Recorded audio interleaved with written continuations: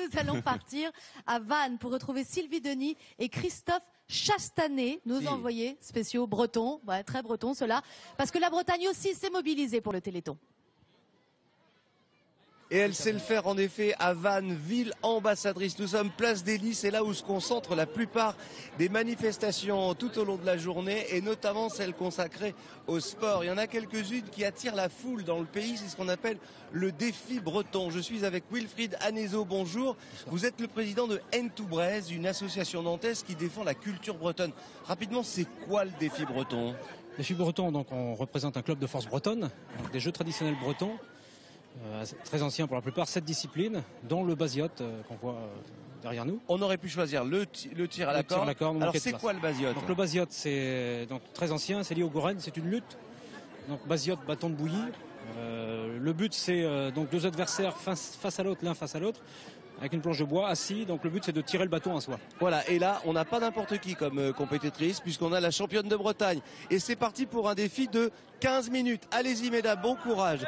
Alors si le Téléthon est là pour nous permettre de nous amuser, il est aussi là pour nous permettre de nous informer sur les maladies génétiques et les progrès. On va en parler maintenant avec Sylvie Denis qui est en bonne compagnie mais sur un lieu tout à fait anodin, Sylvie.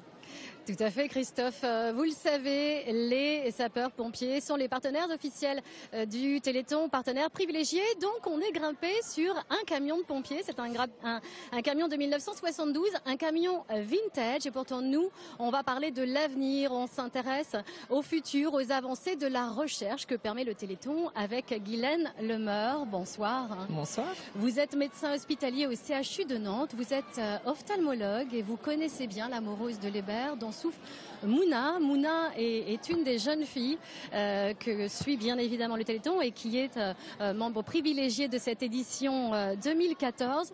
L'amoureuse de l'Hébert est une pathologie qui touche son œil. Avant d'en parler davantage, je vous propose de regarder cette incroyable aventure médicale que vit Mouna. Regardez, on en parle après.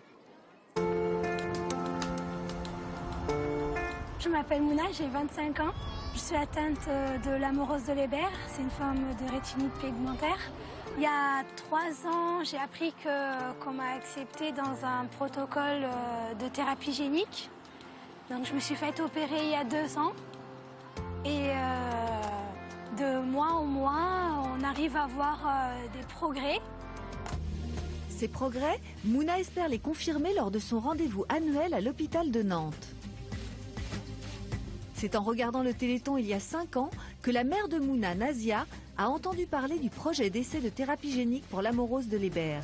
Mouna a eu la chance d'être choisie parmi 300 patients volontaires. Je t'envoie un petit souffle d'air. Loupé. Vas-y, essaye d'ouvrir grand. Ah, c'est bien. Super, parfait. Et tu te sens comment au niveau de ta vue, Mouna?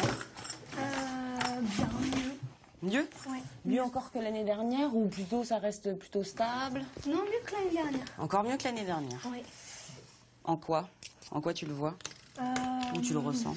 Je vois plus d'informations en fait. Et c'est plus net. O, H, R, C'est bien. S, Z.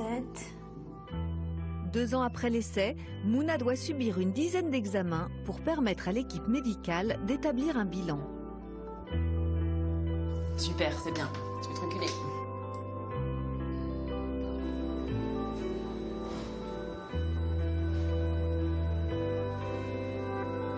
Bravo, super.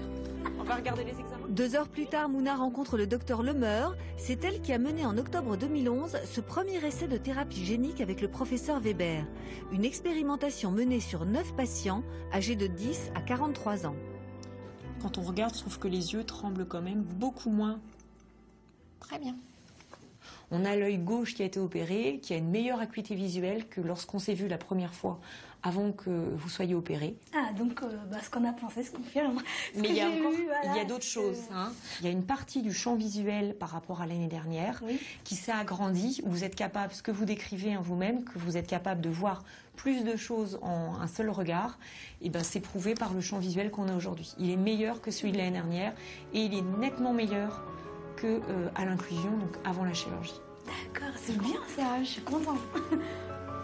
que je vois se confirme. Oui. Ce qui est ressenti est confirmé par les examens. Voilà, c'est ça. C'est extrêmement réjouissant. J'y crois en mes rêves, surtout que voilà, j'ai eu de la chance d'en réaliser pas mal et que je risque d'en réaliser d'autres. Donc, il faut être positif dans la vie parce que j'ai beaucoup de chance. C'est des rêves qui se réalisent. Et ce que j'ai envie de dire à Mouna, il y a pas mal de rêves qui se sont réalisés, il y en aura d'autres. Il faut croire en ses rêves et garder l'espoir.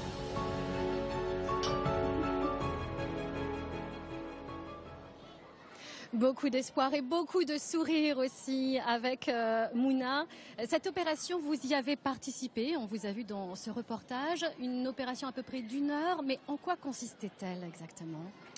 Le médicament qui a été apporté au niveau de la rétine, donc de l'œil de Mouna, est sous une forme liquide. Et pour pouvoir l'apporter au niveau de la rétine qui est malade, on va enlever un petit gel qui est en avant de cette rétine. Et ce liquide, à l'aide d'une petite seringue et une petite aiguille, on va le déposer à l'intérieur de la rétine. Il va rester trappé dans les cellules pendant quelques jours, ce qui va permettre de diffuser ce produit aux cellules de la rétine qui sont malades. Ça veut dire qu'on ne sait pas tout de suite si ça a réussi ? Non, en général, on sait juste si l'intervention s'est bien passée, s'il n'y a pas de réaction inflammatoire, mais il faut plusieurs semaines pour pouvoir avoir les premiers résultats d'efficacité. Qui sont très encourageants en ce qui concerne Mouna. Merci d'être venu sur notre plateau avec nous, Docteur Lemeur. Alors Christophe, si effectivement on peut se demander à quoi sert le Téléthon, eh bien en voilà des réponses concrètes. Et oui, les avancées thérapeutiques telles que vous venez de vous les présenter le démontrent. Mais malheureusement, il reste encore beaucoup de choses à faire, et notamment en matière de diagnostic. On vous explique pourquoi et surtout comment. Mais à quoi ça sert les dons du Téléthon ?